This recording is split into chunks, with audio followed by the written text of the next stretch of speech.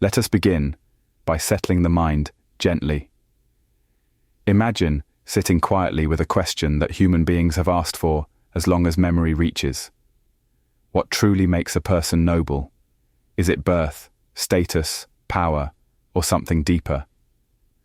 The Aggañña Sutra of the Dīgha Nikāya invites us to look closely at this question, not as a social argument, but as a mirror for our own craving, identity, and ethical life.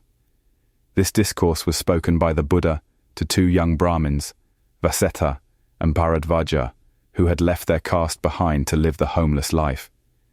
They were being criticized by other Brahmins who claimed that spiritual purity belongs only to those born into a certain lineage. The Buddha responds not with anger or debate, but with a deep teaching that weaves together cosmology, psychology, ethics, and liberation.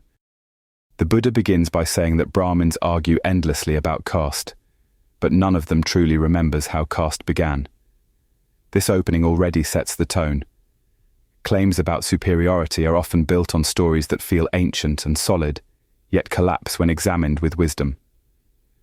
The Buddha then offers a different kind of origin story, one not meant as literal history, but as a teaching on dependent arising, craving, and ethical decline. He describes a time when the world contracts and beings are reborn in the Abhasara Brahma realm. These beings are mind-made, luminous, feeding on joy, moving through the air, and abiding in harmony. There is no gender, no ownership, no hierarchy. This image points to a mind unburdened by gross craving, where form and identity have not yet hardened. When the world expands again, beings descend to this world.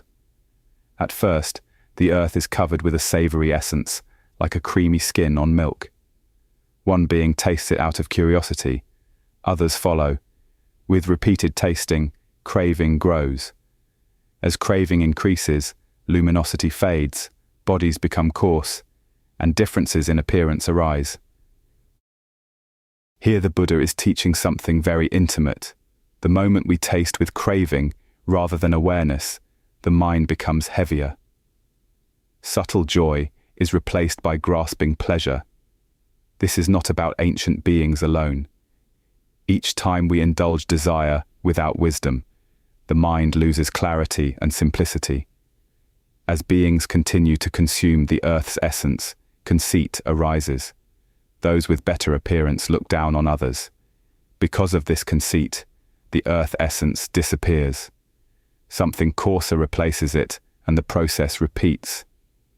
Each stage shows a decline driven not by punishment, but by unwholesome mental states. This pattern continues as beings begin to eat mushrooms, then creepers, and finally rice that grows without husk or husks. Each time, greed, comparison, and pride lead to loss. The teaching is clear. When craving governs behavior, both inner and outer worlds deteriorate. Eventually, beings begin to store rice for future use. This is the first appearance of hoarding and ownership. When rice is stored, it begins to spoil, requiring labor. Boundaries are drawn. This is mine. That is yours. Theft arises. Lying arises. Violence arises. Moral decline follows naturally from unrestrained desire. For modern practitioners, this section speaks directly to consumer culture, accumulation, and anxiety. The Buddha is not condemning planning or livelihood, but pointing to the mental shift where fear and craving replace trust and restraint. When enough is not known, conflict becomes inevitable. As conflict grows, beings gather and choose one among them to judge disputes and maintain order. This person is called Mahasamata, the Great Elect. He is not chosen by birth, but by agreement and responsibility. Thus, the Buddha explains the origin of the ruler, or Khattiya caste, as a functional role, rooted in ethics, not divine creation. Others take on different roles according to temperament and conduct. Those who cultivate meditation and restraint become known as Brahmins. Those who engage in trade become merchants. Those who serve others become workers. Nowhere does the Buddha say these divisions are fixed or sacred. They arise from action, not essence. This is the heart of the Buddha's social teaching. Identity based on birth is empty.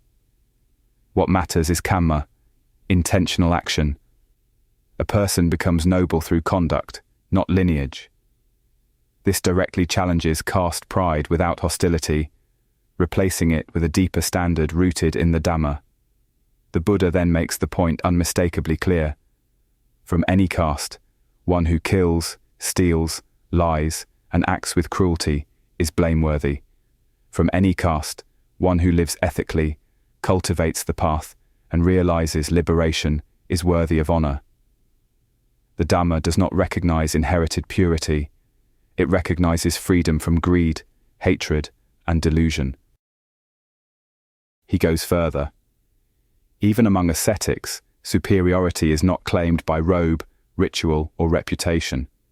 True Brahminhood, in the Buddha's teaching, belongs to the Arahant, one who has destroyed the taints, ended rebirth, and realized Nibbana.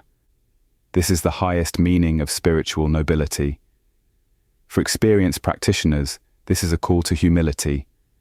Subtle identity can form around practice, knowledge of the Pali Canon, or association with respected traditions.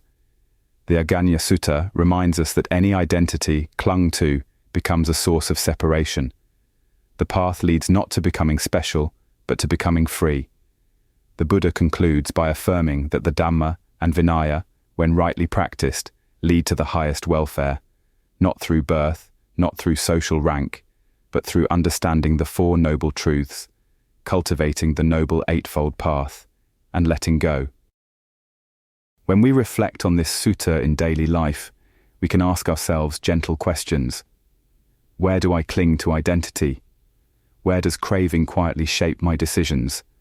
Do I measure myself against others, even in subtle ways? Do I remember that ethical conduct and mental purification are the true measures of worth? The Aggañña Sutra is sometimes read as a myth of origins, but its real power lies in its diagnosis of the human heart. It shows how worlds are built and destroyed moment by moment through intention. It reminds us that decline begins not outside, but within, and that liberation is always available through wisdom and restraint.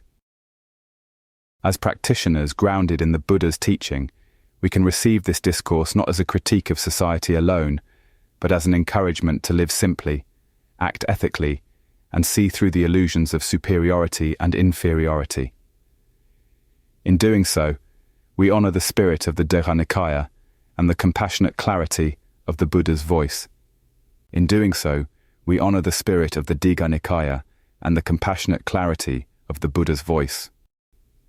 Let us allow these reflections to settle quietly.